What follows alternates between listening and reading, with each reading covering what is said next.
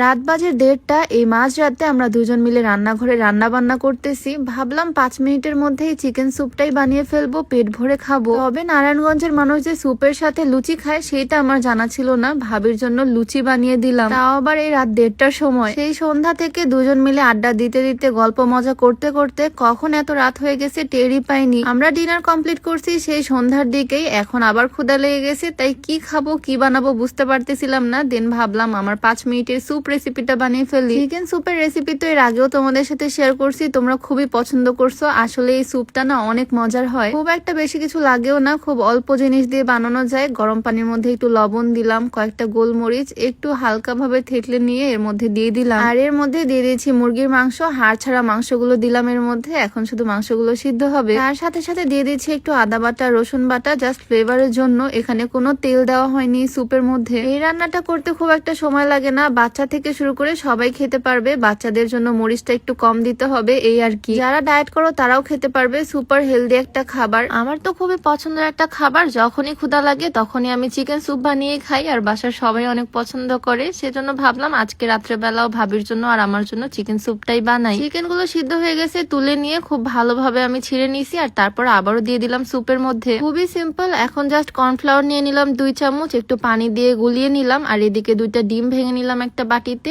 অল্প একটু লবণ দিয়ে ডিমটাও ফেটিয়ে নিলাম। ডিম থেকে শুরু করে কর্নফ্লাওয়ার, চিকেন সবকিছুই অনেক হেলদি, মানে খাবারটাই আসলে অনেক হেলদি, অনেক পুষ্টিকর।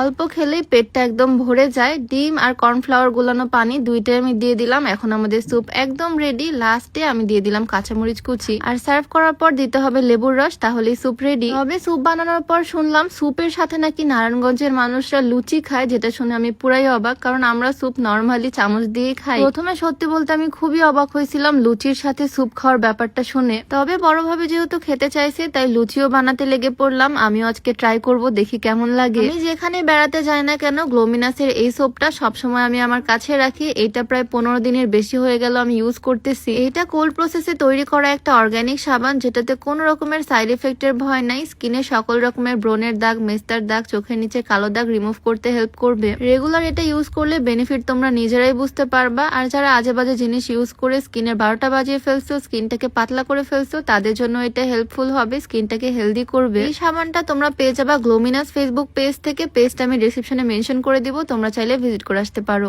যাই হোক, এদিকে স্যুপ বানানো শেষ করে আমি লুচি বানাতে লেগে পড়লাম। আসলে স্যুপের সাথে লুচি বিষয়টা আমার জন্য একদমই নতুন, আজকে ফার্স্ট টাইম ট্রাই করব। ছোট ছোট গোল গোল লুচি বানাতে অনেক সময় লেগে যেত, তাই বড় রুটি বানিয়ে মাঝখান থেকে 4 ভাগ করে কেটে নিচ্ছি, এভাবে ইজিলি হয়ে যায়। আমরা তো বাসায় তরকারির সাথে লুচি খাই বা ঈদের মধ্যে সেমাইয়ের সাথে খাই, তবে স্যুপের সাথে কখনোই খাইনি। এক এক এলাকার খাবারের সিস্টেম, রান্না বান্নার সিস্টেম আসলে এক এক রকম। লুচিগুলো খুব অল্প সময়ে বানিয়ে ফেলছি, একদম বেলুনের মতো ফুলে ফুলে উঠতেছে। ফুলার কারণে লুচিগুলো দেখতে আরো বেশি সুন্দর লাগতেছে। রাত্রেবেলা দুজনে মিলে রান্নাঘরে খুটখুট করতেছি, আমি রান্না বান্না করতেছি, ভাবি আমাকে হেল্প করছে। ভিডিও কিন্তু ভাবি করে দিছে। তোমরা চাইলে ভিডিওটা সেভ করে রাখতে পারো। চিকেন স্যুপের এই রেসিপিটা অনেক কাজে আসবে বাচ্চাদের জন্য, বা নিজেরাও বানিয়ে খেতে পারো, খুবই হেলদি। আজকে যদিও হেলদি খাবারটা সার্ভ করা হচ্ছে লুচির সাথে, কম্বিনেশনটা একটু অন্যরকম। আমি তো কমপ্লিমেন্ট শোনার জন্য ওয়েট করতেছিলাম আসলে এটা খেতে কেমন হয়। প্রায় 20 মিনিটের মতো সময় লাগছে আমাদের এই সবকিছু কমপ্লিট করতে। আর খাওয়ার পর ভাবি বললো আসলে স্যুপটা অনেক মজা হয়েছে। আর এবার লুচি দিয়ে খাওয়ার পালা। আমার হাজবেন্ডও আজকে প্রথমবার লুচি দিয়ে স্যুপ ট্রাই করলো, ভাবির দেখা দেখি সেও এভাবেই খাচ্ছে। আমিও ট্রাই করলাম নতুন একটা খাবার, মোটামুটি ভালোই। তবে চামচ দিয়ে স্যুপটা খেতে বেশি মজা। গরম গরম স্যুপ সাথে একটু লেবুর রস উপর দিয়ে দিলে আরো মজা লাগে।